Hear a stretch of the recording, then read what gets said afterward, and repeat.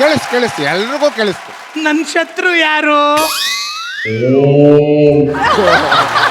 ನೋಡಿದ್ರಾ? ಪ್ರೇಮ್ ಅನ್ನೋದು ಎಷ್ಟು ಚೆನ್ನಾಗಿ ಅರ್ಥ ಮಾಡ್ಕೊಂಡಿದ್ದೆ ನಮ್ಮ ಸೆಟ್ಟಿನ ನ್ಯಾಯ ದೇವತೆ ಯಾರು? ಅಮ್ಮ ಅಂದ್ರೆ ಮಾಳವಿಕಾ ಅಮ್ಮ. ಈಗ ಕಂಡ್ಕೊಂಡವ್ರಿಗೆಲ್ಲ ಅಣ್ಣ ಅನ್ನೋರು ಯಾರು? ಮಾತಾಡಲ್ವಾ? ನಾನೇ ಹೇಳ್ಕೊಡ್ತೀನಿ. ಅನ್ಕೊಂಡವ್ರಿಗೆಲ್ಲ ಅಣ್ಣ ಅನ್ನೋರು ಛಾಯಾ. ಅವ್ರು ಯಾರ್ಯಾರಿಗೂ ಅಣ್ಣ ಅನ್ನಲ್ಲಪ್ಪ, ನನಗಂತೂ ಅಣ್ಣ ಅಂತಿಲ್ಲ. ನಿಮ್ಗೆ ಯಾರಿಗಾದ್ರೂ ಅಣ್ಣ ಅಂತಾರೇನವರು? ಯಾರಿಗೂ ಅಣ್ಣ ಅಂತಿಲ್ಲ. ಅವ್ರು ಅನ್ನೋದು ಒಬ್ಬರಿಗೆ ಕುರಿ ಅಣ್ಣ. ನೋಡಿದ್ರ ಮಾಲ್ತಿ ಅಮ್ಮ, ನೋಡಿದ್ರ ಕೋಟೆ ಬರ್ಬೇಕಾರೆ ಸರ್, ನಿಮ್ಮ ಹಸುಗಳು ಹಿಂಗ್ ಮಾತಾಡತ್ತಾ ಯಾವತ್ತಾದ್ರು? ನನ್ನ ಹಸು ನೆನ್ಸ್ಕೊಂಡ ತಕ್ಷಣ ಮೈಸೂರಿಂದಾನೇ ಬಂದ್ಬಿಟ್ಟಿದೆ. ಈ ತರ ಕಲ್ಸ್ಬೇಕು ಮಾತುಗಳು. ಮೈಸೂರಲ್ಲ ಸರ್, ಇದು ನಮ್ಮನೆ ಹಸು ಸರ್. ನಮ್ಮನೆ ಪಾಲಿಗೆ ಬಂದಿದ್ದ ದೇವ್ರು ಸರ್ ಇದು. ಹೇಳಿ, ಇದ್ರ ಬಗ್ಗೆ ಹೇಳಿ ಸರ್. ನಮ್ಮನೆ ದೇವರು ಅಂತಾನೆ ಹೇಳ್ಬೇಕು. ಆಗ ಹಸುಗಳ್ದೆಲ್ಲ ಕಾಂಪಿಟೇಷನ್ ನಡೆಯೋದು. ಅಂದರೆ ಎಷ್ಟು ಜಾಸ್ತಿ ಹಾಲು ಕೊಡುತ್ತೆ ಅಂತ ಹಸುಗೆ ಪ್ರೈಸ್ ಅಂದ್ಬಿಟ್ಟು ಇಂಟರ್ ಸ್ಟೇಟಸ್ ಎಲ್ಲ ಸ್ಟೇಟ್ಗಳಿಂದ ಅವ್ರವ್ರ ಹಸುಗಳು ಕರ್ಕೊಂಬರೋರು. ಶಿವಾಜಿನಗರ ಕಂಟೋನ್ಮೆಂಟಲ್ಲಿ ಕಾಂಪಿಟೇಷನ್ ನಡೆಯೋದು ಪ್ರತಿ ವರ್ಷ. ಈ ಹಸುದು ವೆರಿ ಫಸ್ಟು ನಾವು ಅಲ್ಲಿ ಪಾರ್ಟಿಸಿಪೇಟ್ ಕರ್ಕೊಂಡೋಗಿದ್ವಿ. ಆ ಕಾಂಪಿಟೇಷನ್ಗೆ ಹೋದಾಗ ಐ ಥಿಂಕ್ 91 ಎಲ್ಲ ಸ್ಟೇಟ್ಗಳ್ದು ಹಸುಗಳು ಬಂದಿತ್ತಲ್ಲ. ಇದ್ರಲ್ಲಿ ವೆರಿ ಫಸ್ಟ್ ಟೈಮ್ ನನ್ನ ಪ್ರಕಾರ 38 ಹಸುಗಳು ಬಂದಿತ್ತು ಕಾಂಪಿಟೇಷನ್ಗೆ. ಭಾನುವಾರ ಬೆಳಿಗ್ಗೆ 5:15 ಸ್ಟಾರ್ಟ್ ಮಾಡ್ತಾರೆ. ಎಲ್ಲ ಹಸುಗಳಿಗೂ 10 ನಿಮಿಷ ಇಲ್ಲ 12 ನಿಮಿಷ ಟೈಮ್ ಕೊಡ್ತಾರೆ. ಆಗ ಎಲ್ಲರಿಗೂ ಒಟ್ಟಿಗೆ ಸ್ಟಾರ್ಟ್ ಮಾಡಿಸ್ತಾರೆ. ಸ್ಟಾರ್ಟ್ ಮಾಡಿದಾಗ ಬೆಳಿಗ್ಗೆ ಎಷ್ಟಾಗುತ್ತೆ, ಸಾಯಂಕಾಲ ಎಷ್ಟಾಗುತ್ತೆ, ಎರಡೂ ಸೇರಿ ಅವಾಗ ತೂಕದ ಲೆಕ್ಕ ಹೇಳೋರು. ಇಷ್ಟು ಬೆಳಿಗ್ಗೆ ಹಸು ಈ ಥರ ಕೋಟೆ ಶ್ರೀರಾಮುಲು ಅವ್ರದ್ದು ಬೆಳಿಗ್ಗೆ 18 kg ಆಗಿದೆ, ಇನ್ನೊಬ್ರದ್ದು ಇಷ್ಟಾಗಿದೆ, ಅಷ್ಟು ಕೆಜಿ ಲೆಕ್ಕ ಅವಾಗೆಲ್ಲ. ಇವೆಲ್ಲ 100 ಗ್ರಾಮ್ 200 ಗ್ರಾಮು ಮಿಕ್ಕಿದ್ದು. ಇದರಲ್ಲಿ ಇಷ್ಟು ಹಸುಗಳ್ದೆಲ್ಲ ಆದಾಗ ಎರಡೂ ಸೇರಿ ವೆರಿ ಫಸ್ಟ್ ಶೋ ಅಲ್ಲಿ 32 ಲೀಟ್ರ್ ಹೊಡೀತು. ಅದೇ ಫಸ್ಟು ಪ್ರೈಸ್ ನಮ್ಮ ಮನೆಗೆ ಬಂದು ಈ ಹಸು ಬಂದಮೇಲೆ. ಎಸ್,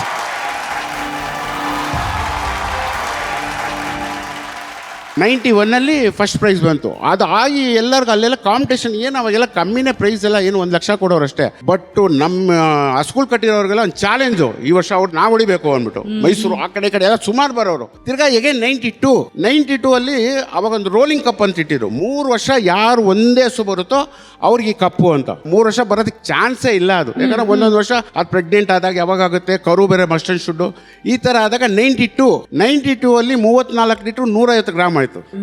ಅವಾಗಲೂ ನಮ್ಮದೇ ಬಂತು. 92 ಅಲ್ಲಿ ನಮ್ಮದೇ ಬಂತು. ರೋಲಿಂಗ್ ಕಪ್ಪು ಇದ್ದು ತಿನ್ನುವು. ಅವಾಗ ಒಂದು 58-60 ಹಸುಗಳು ಬಂದ್ಬಿಡ್ತು. ಹೆಂಗಾರು ಬ್ರೇಕ್ ಮಾಡ್ಬೇಕು, ಈ ಹಸುನ ಹೊಡಿಲೇಬೇಕು ಅಂತ. ಫೈನಲ್ 93 ಅಲ್ಲಮ್ಮ. ಸೂಪರ್ ಹೆಂಗಿತ್ತು ಕ್ರೌಡು ಅಂದರೆ, ಅಷ್ಟು ಕ್ರೌಡು. ಏನು ಒಂಥರ ಹಬ್ಬದ ವಾತಾವರಣ. ಅಲ್ಲಿ ಎಲ್ಲಿ ಹೊಡಿಬೇಕು, ಹೆಸರು ಹೊಡಿಬೇಕು ಅಂತ. 93 ಅಲ್ಲಮ್ಮ, ಕರೆಕ್ಟಾಗಿ 35 ಲೀಟ್ರು ಅಂದರೆ ಕೆಜಿ ಅಂತಾರೆ. 35 kg 150 ಗ್ರಾಮು. 50 ಗ್ರಾಮ್ ಸರ್ ಜಾಸ್ತಿ ಬಂದಿದ್ದು.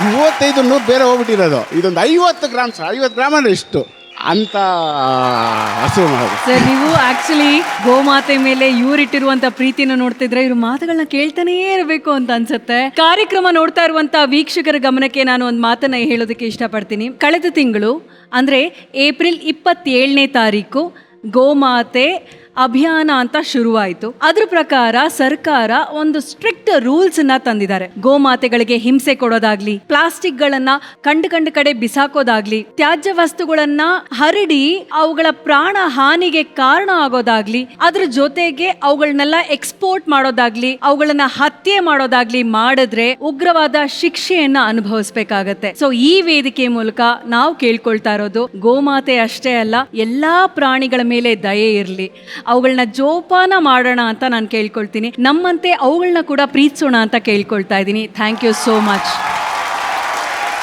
ನಮ್ಮ ಈ ಕೋಟೆ ಜೋಡಿ ಸ್ವಾಪ್ ರೌಂಡ್ ಬಗ್ಗೆ ನಮ್ಮ ಬೀಗರು ಏನ್ ಹೇಳ್ತಾರೆ ಅಂತ ಕೇಳೋಣ. ಲವ್ಲಿ ಸ್ಟಾರ್ ಪ್ರೇಮ್ ಅವರೇ. ನಾನು ಮಾಳುಕ ಮೇಡಮ್ ಹೇಳ್ತಿದ್ದೆ, ಮೇಡಮ್ ಈ ಕ್ಯಾನ್ಗಳು, ಈ ಹಸು ಕೊಟ್ಟಿಗೆ, ಈ ಹಾಲು ಹಾಕುವಂತ ಲೀಟ್ರು, ಇದೆಲ್ಲ ನೋಡಿ ಎಷ್ಟು ವರ್ಷ ಹೋಯ್ತು ಮೇಡಮ್. ನಮ್ಮ ಅದೃಶ್ಯ ನೋಡಿ ಇವತ್ತು ಜಿ ವೇದಿಕೆ ಮೇಲೆ ಇದನ್ನೆಲ್ಲ ಮತ್ತೆ ತೋರಿಸುವಂತ ಅವಕಾಶ ಕೋಟೆ ಪ್ರಭಾಕರ್ ಅವರಿಂದ ನಮಗ್ ಸಿಕ್ತು ಅಂತ ತುಂಬಾ ಖುಷಿ ಆಯ್ತು ಸರ್. ಆ ಮೆಲ್ಕನ್ನ ಹಾಕ್ಸಿದಕ್ಕೆ ನಮ್ಗೆ. ಆಮೇಲೆ ರೈತರು ಎಷ್ಟು ಕಷ್ಟ ಪಡ್ತಾರೆ ಅಂತ, ಈ ಹಸು ಸಾಕುವಂತ ರೈತರು ಎಷ್ಟು ಕಷ್ಟ ಪಡ್ತಾರೆ ಅಂತ ಇವತ್ತಿನ ಜನರೇಷನ್ಗೆ ಅಷ್ಟು ಗೊತ್ತಿರಲ್ಲ. ಸೊ ಅದು ನಿಮ್ಮ ವಿಟಿಯಿಂದ ಗೊತ್ತಾಯ್ತು. 4:15 ಎದೊಳ್ಬೇಕು, ಹಸುಗಳನ್ನ ಕ್ಲೀನ್ ಮಾಡ್ಬೇಕು, ಸಗಣಿ ಎತ್ಬೇಕು, ಹಾಲು ಕರಿಬೇಕು, ಮತ್ತೆ ಅದು ಎತ್ಕೊಂಡೋಗಿ ಡೈರಿಗೆ ಹಾಕ್ಬೇಕು. ಇಷ್ಟೆಲ್ಲ ರೈತರು ಕಷ್ಟಪಟ್ರೆ 5 ರೂಪಾಯಿ ಜಾಸ್ತಿ ಮಾಡಿದ್ರೆ ಲೀಟರ್ಗೆ ನಾವು ನಿಂತ್ಕೊಂಡು ಪ್ರತಿಭಟನೆ ಮಾಡ್ತೀವಿ, ಯಾಕೆ 5 ರೂಪಾಯಿ ರೇಟ್ ಜಾಸ್ತಿ ಮಾಡಿದ್ರಿ ಅಂತ. ಸೊ ಹಾಗಾಗಿ ಈ ವೇದಿಕೆ ಮುಖಾಂತರ ಎಲ್ರಿಗೂ ಕೇಳ್ಕೊಳ್ತೀನಿ, ಹಾಲು ಮಾರೋರಿಗೆ, ಸೊಪ್ಪು ಮಾರೋರಿಗೆ, ಹೂವು ಮಾರೋರಿಗೆ, ತರಕಾರಿ ಮಾರೋರಿಗೆ, ಇವ್ರ ಹತ್ರ ದಯವಿಟ್ಟು ಯಾರು ಚೌಕಾಸಿ ಮಾಡೋದಕ್ಕೆ ಹೋಗ್ಬೇಡಿ. ಮೇಡಮ್ ತುಂಬಾ ಖುಷಿ ಆಯ್ತು, ನೀವು ಮನೆಗೆ ಸೊಸೆಯಾಗಿ ಹೋಗಿ ಪಾಪ ನಿಮ್ ಕೆಲಸಗಳು ಬೇರೆ ಇರ್ತದೆ. ಸೊ ಪ್ರಭಾಕರ್ ಸರ್ ಕೆಲಸ ಬೇರೆ ಇತ್ತು, ಅದನ್ನ ನೀವು ವಹಿಸ್ಕೊಂಡು ಮಾಡಿದ್ದು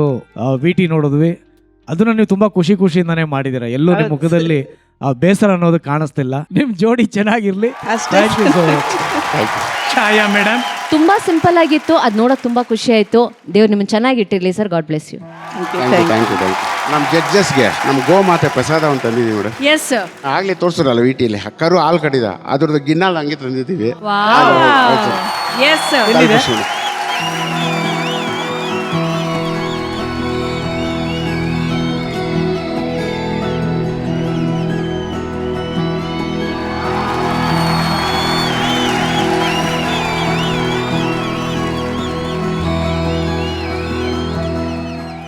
ಲೆಟ್ಸ್ ವೆಲ್ಕಮ್ ಜೋಡಿ ನಂಬರ್ 1 ಇನ ಡಾನ್ಸಿಂಗ್ ಜೋಡಿ, ಕ್ಯೂಟ್ ಕಪಲ್ ರುದ್ರಾ ಮಾಸ್ಟರ್ ಹಾಗೂ ಅವರು ಶ್ರೀಮತಿ ನಿರೀಕ್ಷಾ.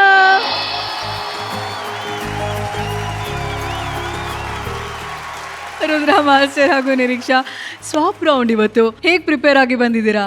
ನಾವು ಮದುವೆಯಾಗಿ 2 ತಿಂಗಳಾಯಿತು. ಸಪ್ತಪದಿ ಮಾಡಿದಾಗ 7 ಹೆಜ್ಜೆ ಇತ್ತಲ್ಲ, ಅದೇ ಥರ ಇದೊಂದು 5 ಕ್ವಶನ್ ಇರುತ್ತೆ. ಆ ಕ್ವಶನ್ಗೆ ಅಂದರೆ ನನ್ನಲ್ಲಿ ಒಂದು ಸ್ವಲ್ಪ ಕ್ವೆಶನ್ಸ್ ಇದೆ, ಅವರಲ್ಲಿ ಒಂದಷ್ಟು ಪ್ರಶ್ನೆಗಳಿದೆ. ಇಬ್ರು ಕೇಳಿ ಅದನ್ನು ಹೂ ಅನ್ನಿಸ್ಕೊಂಡು ಇನ್ಮೇಲೆ ಪಾಲಿಸ್ಬೇಕು ಅಂತ. ಓ ಮಿಡ್ ಟರ್ಮ್ ಎಕ್ಸಾಮ್ ಇದ್ದಂಗೆ.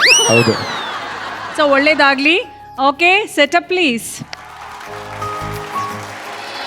ಓಕೆ ಜಡ್ಜಸ್, ರುದ್ರಾ ಮಾಸ್ಟರ್ ನಿಂತ್ಕೊಂಡಿರುವಂತ ಕಡೆ ರುದ್ರಾ ಅವರು ಬರ್ದಿಟ್ಟಿರುವಂತ ಕೆಲವೊಂದು ಪ್ರಶ್ನೆಗಳಿದೆ. ಆ ಕಡೆ ನಿರೀಕ್ಷಾ ಅವರು ನಿಂತ್ಕೊಂಡಿದ್ದಾರೆ, ಅಲ್ಲಿ ಅವರು ರುದ್ರಾ ಅವ್ರಿಗೋಸ್ಕರ ಬರ್ದಿಟ್ಟಿರುವಂತ ಒಂದಷ್ಟು ಪ್ರಶ್ನೆಗಳಿದೆ. ಈಗ ಏನಾಗತ್ತೆ ಅಂತಂದ್ರೆ ಅದಲು ಬದಲು ಮಾಡ್ಕೊಳ್ತಾರೆ. ಅವ್ರು ಈ ಕಡೆ ಬರ್ತಾರೆ, ಇವ್ರು ಆ ಕಡೆ ಹೋಗ್ತಾರೆ. ಓಕೆ, ಸೊ ನಿರೀಕ್ಷಾ ಅವ್ರು ಈ ಕಡೆ ಬಂದಾಗ ರುದ್ರಾ ಮಾಸ್ಟರು ನಿರೀಕ್ಷಾ ಅವ್ರಿಗೆ ಬರ್ದಿಟ್ಟಿರುವಂತ ಪ್ರಶ್ನೆಗಳನ್ನ ಒಂದಾಗೊಂದು ಓದ್ತಾ ಹೋಗ್ತಾರೆ. ಆ ಪ್ರಶ್ನೆಗೆ ಅವರು ಒಪ್ಕೊಳ್ತಾರಾ ಇಲ್ವಾ, ಅವರ ಸಮ್ಮತಿ ಇದೆಯಾ ಇಲ್ವಾ, ಸಮ್ಮತಿ ಇದ್ರೆ ಒಂದು ಮೆಟ್ಲನ್ನ ಮೇಲೆ ಹೋಗ್ತಾರೆ, ಇಲ್ಲ ಅಂದ್ರೆ ನಿಂತ್ಕೊಳ್ತಾರೆ. ರುದ್ರಾ ಮಾಸ್ಟರ್, ನಿರೀಕ್ಷಾ, ನೀವ್ ರೆಡಿ ಇದ್ದೀರಾ?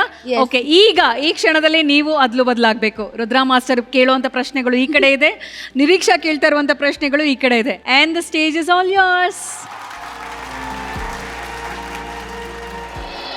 ಚಿಕ್ಕ ಚಿಕ್ಕ ವಿಷಯಕ್ಕೆ ಕೋಪ ಮಾಡ್ಕೋತೀರಾ, ಅದನ್ನ ಯಾವಾಗ ಕಡಿಮೆ ಮಾಡ್ಕೋತೀರಾ? ನಾನು ಮುಂಚೆ ಎದ್ದಿದ ತಕ್ಷಣ ಬೆಳಗ್ಗೆ ಗುಡ್ ಮಾರ್ನಿಂಗ್ ಪಾಪು ಅಂತಿದ್ದೆ, ತಲೆಗೊಂದು ಮುತ್ತು ಕೊಡ್ತಿದ್ದೆ.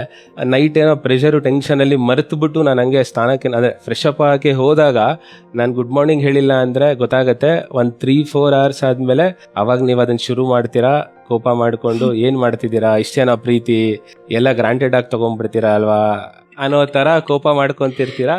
ಇನ್ಮೇಲೆ ಆ ಥರ ಸಣ್ಣ ವಿಚಾರಕ್ಕೆ ಕೋಪ ಮಾಡ್ಕೊಳಕ್ ಬಿಡಲ್ಲ, ಚೆನ್ನಾಗಿ ನೋಡ್ಕೊಂತೀನಿ. ನೀವ್ ಹಂಗ್ ಮಾಡಲ್ಲ ತಾನೇ? ಏನ್ ಮುಂದೆ ನಾನು ಮಾಡಲ್ಲ ಇನ್ಮೇಲೆ. ಹಾಗಿದ್ರೆ ಓಕೆ, ಕೋಪ ಮಾಡ್ಕೊಳ್ಳಲ್ಲ, ಇದು ಅಗ್ರಿ ಮಾಡ್ತೀನಿ.